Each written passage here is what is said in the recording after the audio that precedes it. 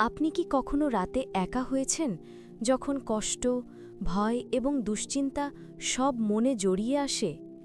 আজকের এই মুহূর্তে আমরা একসাথে আল্লাহর কাছে ফিরব। এই মোনাজাত পড়লেই মনে শান্তি আসবে, মন হালকা হবে এবং রাতের নিঃসঙ্গতা আলোকিত হবে।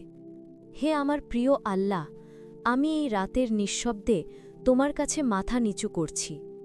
আমার হৃদয়কে শান্তি দাও, আমার মনকে আলো দাও, আমার ভয় ও দুশ্চিন্তা দূর করো। হে আমার রব, আমার ভুলগুলো ক্ষমা করো, আমার দোষগুলো মাফ করো। আমি জানি শুধু তুমি আমাকে সত্যিকারের শান্তি ও আশ্রয় দিতে পারো। হে আল্লাহ, আমার পরিবার, বন্ধু এবং সকল মুমিন ভাই বোনদের প্রতি দয়া করো। আমাদের জীবনকে সঠিক পথে পরিচালিত করো। আমাদেরকে শয়তানের ফন্দি থেকে রক্ষা করো।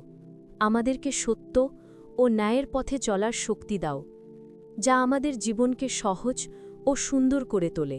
হে আল্লাহ, আমাদের হৃদয়কে ঈমানের আলো দিয়ে পূর্ণ করো।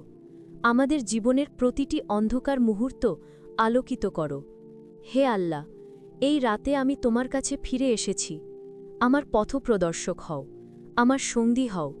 আমার সমস্ত আশা ও ভরসা কেবল তোমার উপর। আমার মনকে দৃঢ় করো, আমাকে ধৈর্য দাও এবং আমাকে শিরক ও অন্যায় থেকে রক্ষা করো।